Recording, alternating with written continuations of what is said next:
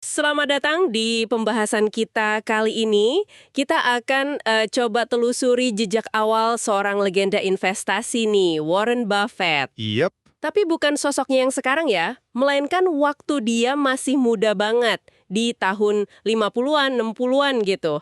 Waktu dia kelola dana yang ya relatif lebih kecil lah lewat kemitraan investasinya. betul sekali.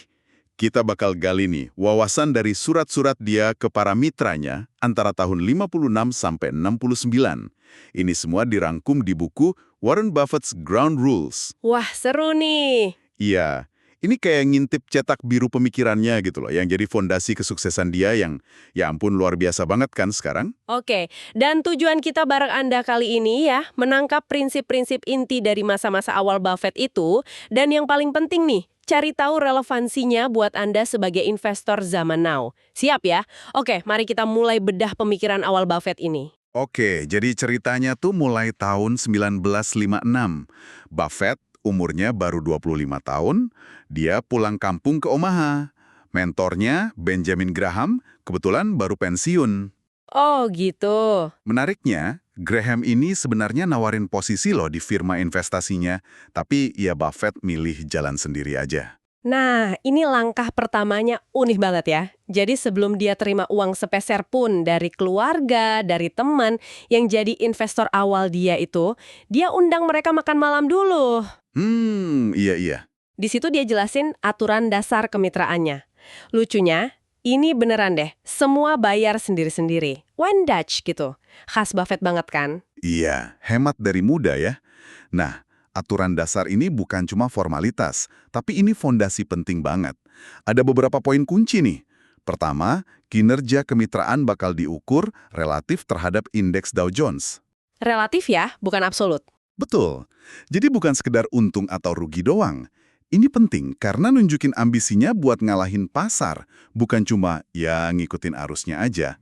Jadi kalau pasar naik 20%, terus dia cuma naik 20% ya biasa aja gitu ya buat dia. Biasa aja. Tapi kalau pasar anjlok nih, minus 30%, dia cuma turun 15%, nah itu baru kinerja bagus menurut standarnya dia. Dia juga bilang jangan harap ada prediksi pasar dari dia. Hahaha, iya benar. Kalau Anda cari peramal, wah salah alamat, ini bukan tempatnya. Poin krusial lain, evaluasi kinerja itu minimal kurun 3 tahun, idealnya malah 5 tahun. Wow, Dia minta kesabaran dan perspektif jangka panjang dari awal banget. Janjinya dia itu investasi berbasis nilai atau value, terus meminimalkan risiko rugi permanen, dan yang paling penting nih, hampir semua kekayaan keluarganya ikut diinvestasiin di situ. wah ini namanya skin in the game ya. Di ajaran Graham yang nempel banget di Buffett ini. Inti ajaran Graham itu sebenarnya simple, tapi dalam banget. Pasar saham itu seringnya moody, gampang berubah-ubah, irasional lah dalam jangka pendek. Tapi, dalam jangka panjang, pasar itu bakal mencerminkan nilai intrinsik atau ya nilai sebenarnya dari sebuah bisnis. Ini nih yang bawa kita ke analogi terkenalnya itu ya, tuan pasar atau Mr. Market. Betul, Mr. Market. Coba bayangin deh, pasar saham itu kayak rekan bisnis Anda yang suasana hatinya tuh labil banget tiap hari. Kadang dia super optimis, nawarin harga beli atau jual tinggi banget. Besoknya dia bisa jadi super pesimis, nawarin harga yang murah banget. Tugas investor, kata Graham nih, bukan nebak-nebak mood si tuan pasar ini. Terus ngapain dong? Tugas Anda itu hitung sendiri kira-kira berapa sih nilai wajar bisnis itu. Udah gitu manfaatin mood tuan pasar. Kalau dia lagi pesimis, nawarin harga murah, jauh di bawah nilai wajar hitungan kita, ya beli. Oh, manfaatin pas dia lagi down ya? Iya, sebaliknya kalau dia lagi euforia, nawar ketinggian, ya mungkin itu saatnya jual. Intinya jangan biarin pasar yang ngedikte pikiran Anda. Oke, jadi fokusnya geser nih ya, bukan lagi soal tebak harga saham besok naik atau turun, tapi lebih ke pahamin bisnis di baliknya. Tepat. Beli saham itu ya sama aja kayak beli sebagian kepemilikan bisnis. Jadi analisis fundamental jadi kunci banget. Graham kan bilang, jangka pendek pasar itu mesin voting popularitas doang. Jangka panjang, pasar itu mesin timbangan nilai asli. Nah, dari sini nih, Buffett belajar jadi skeptis sama ramalan pasar, suku bunga, dan sejenisnya itu. Fokus dia jadi ke apa yang seharusnya terjadi sama nilai bisnisnya, bukan kapan itu bakal terjadi. Menarik. Dia juga udah siap kalau pasar turun. Penurunan katakanlah 50%, itu mungkin aja terjadi. Itu bagian dari resiko punya saham.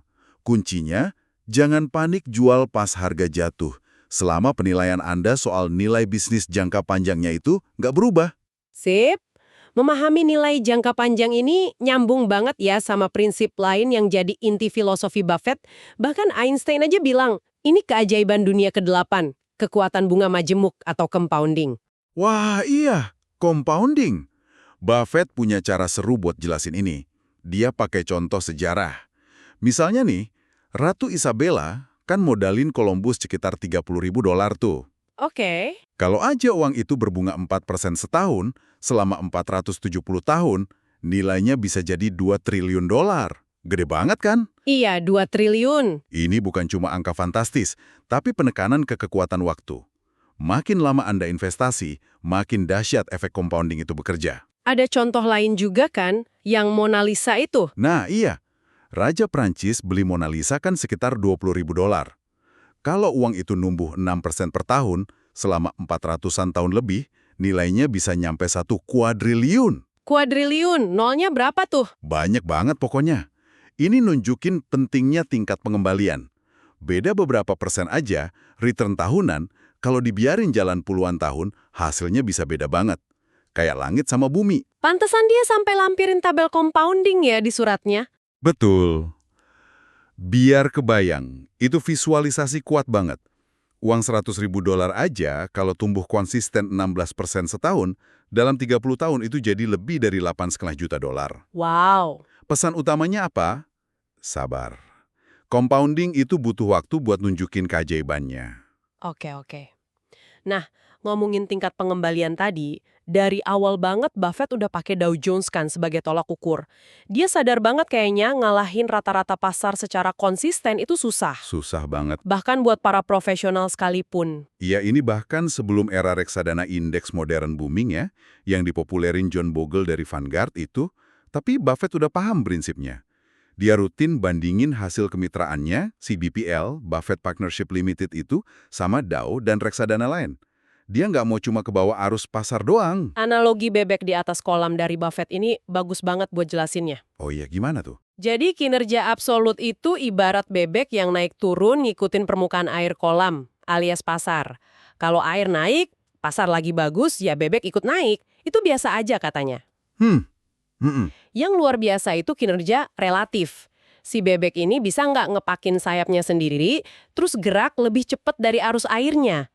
Alias ngalahin pasar. Itu yang dia kejar. Nah, pertanyaan yang dia ajuin, kenapa kok banyak manajer investasi pinter, sumber dayanya banyak, tapi sering gagal ngalahin indeks? Menurut Buffett nih, seringnya karena mereka kurang introspeksi. Kurang ngaca gitu ya. Iya, kurang fokus ke proses yang bener, terus terlalu ngikutin tren jangka pendek aja. Pesannya buat Anda jadi jelas ya.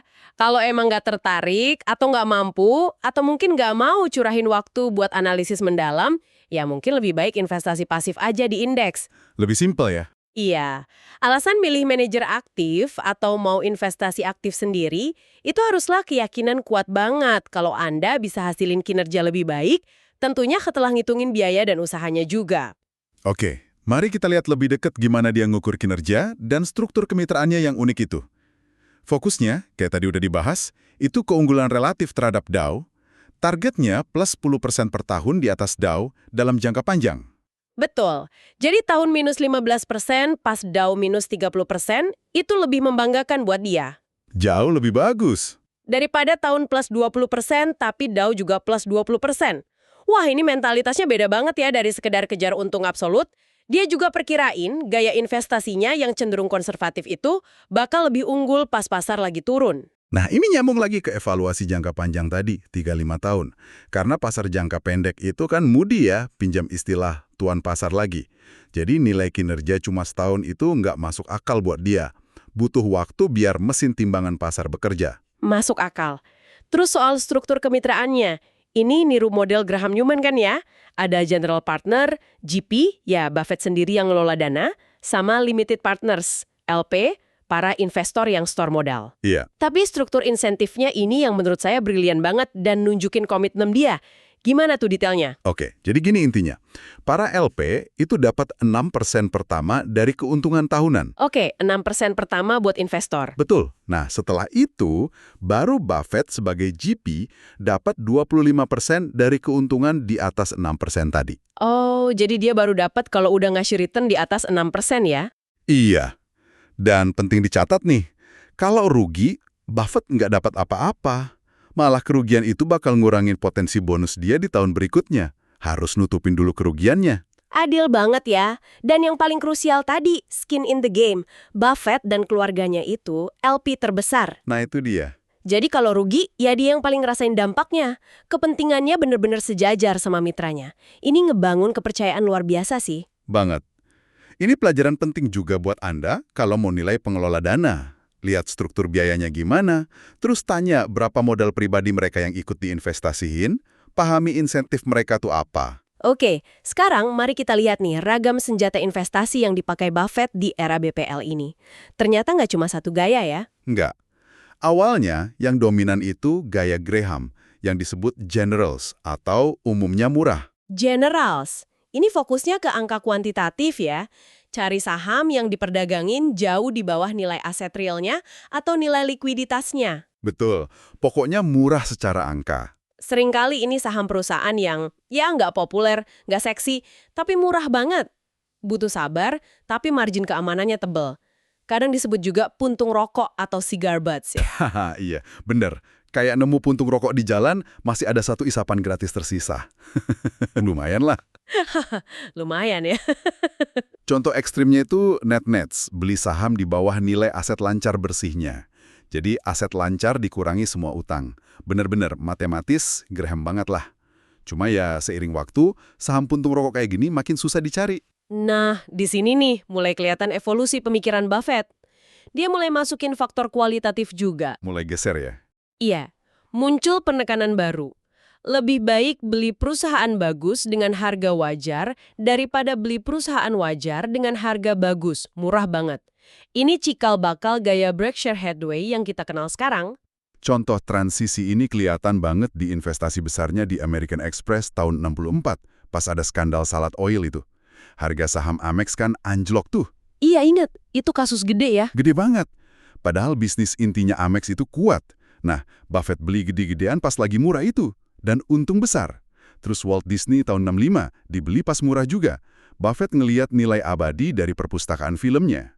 Oh, jadi dia lihat aset nggak kelihatan ya? Iya, keduanya ini kan bisnis berkualitas tinggi yang dibeli pas lagi ada masalah temporer. Jadi harganya jatuh. Atau fokus ke kualitas dengan harga wajar ala Buffett belakangan ini. Ya tergantung modal, kepribadian, sama kemampuan analisis Anda juga ya. Benar banget. Selain itu, ada juga kategori workouts atau arbitrase. Ini investasi basisnya kejadian korporasi, kayak merger atau akuisisi. Gimana tuh maksudnya? Jadi, hasilnya lebih bisa diprediksi, risikonya cenderung lebih rendah. Tapi ya, potensi untungnya biasanya moderat aja. Kelebihannya, dia kurang terpengaruh sama naik turunnya pasar secara umum. Jadi bisa jadi penstabil portofolio. Oke, jadi ada generals, ada workouts. Terus ada lagi? Ada lagi, controls. Ini terjadi kalau Buffett terus-terusan beli saham generals, sampai akhirnya BPL punya porsi yang signifikan atau malah mayoritas. Tujuannya apa tuh? Tujuannya, buat ngambil kendali atau paling nggak mempengaruhi manajemen, biar bisa memaksimalkan nilai perusahaan. Contohnya di Sanborn Map sama Dempster Mill. Di situ dia masuk, terus ngelakuin perubahan operasional yang drastis buat ngebuka nilai tersembunyi atau unlock value. Wah, jadi aktif banget ya dia? Aktif banget. Pelajaran dari semua kategori ini sebenarnya satu. Investasi itu pada dasarnya ya soal nilaiin bisnis, dan kadang ya benerin bisnis itu sendiri. Fokusnya ke nilai aset real dan potensi laba jangka panjang, bukan cuma pergerakan harga saham harian. Oke, ada prinsip menarik lagi nih. Bedanya konservatif sejati sama sekedar konvensional. Menurut Buffett gimana tuh? Menurut Buffett, konservatif itu bukan berarti ikut-ikutan orang banyak. Itu namanya konvensional. Konservatif sejati itu artinya bertindak berdasarkan analisis mendalam dan alasan yang kuat. Berani beda kalau emang yakin benar, meskipun nggak populer. Jadi nggak ikut arus ya? Justru itu, kalau fakta dan angka udah mendukung, risikonya minimal, dia bakal bertindak tegas. Bahkan loading up atau beli banyak, Nggak peduli pasar bilang apa. Ini juga nyambung ke kritik dia soal diversifikasi yang berlebihan. Oh iya, yang gaya Bahteranuh itu ya? Hahaha, iya itu. Punya sedikit dari banyak hal. Menurut dia, lebih baik fokus ke beberapa, mungkin 6-8, ide terbaik yang benar-benar kita pahami, daripada kayak gitu. Ujian konservatisme sejati kata Buffett ya pas pasar lagi jatuh. Nah, itu dia. Kinerja BPL yang jauh lebih baik dari Dow di tahun-tahun sulit itu nunjukin kalau pendekatan berbasis nilainya punya margin keamanan yang nyata. Satu lagi soal pajak. Ini sering jadi jebakan nih. Kesalahan umum itu terlalu fokus hindarin pajak, sampai akhirnya ngorbanin potensi untung setelah pajak yang sebenarnya bisa lebih gede. Gimana tuh maksudnya? Tujuan utamanya kan maksimalin return majemuk setelah pajak. Nah, kadang-kadang jual aset yang udah kurang prospektif, terus bayar pajaknya, itu lebih baik daripada nahan aset itu cuma demi nunda bayar pajak. Oh, jadi jangan sampai pajak mendikte keputusan investasi ya? Betul. Dia juga nekenin pentingnya sadar sama ukuran dana.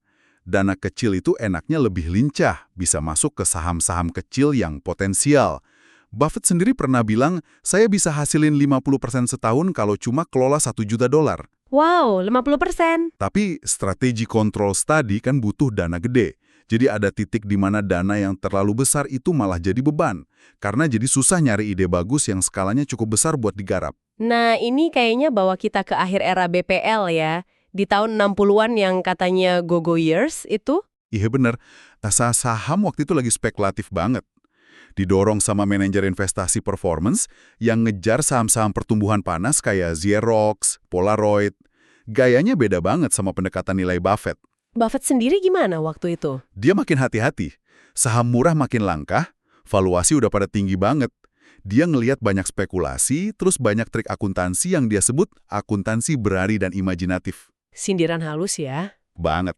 Dia ngerasa kayak lagi didongeng baju baru kaisar, tahu kan? Semua orang pura-pura ngelihat sesuatu yang sebenarnya nggak ada. Akhirnya, tahun 1969, dia ambil keputusan gede, ngebubarin BPL. Kenapa tuh?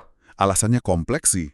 Pasar udah nggak kondusif buat gaya investasinya dia, ide bagus langka dan mahal, terus dananya juga udah kegedean, sama ada alasan pribadi juga dia pengen ngurangin tekanan. Cara dia nutup BPL ini juga nunjukin integritasnya ya.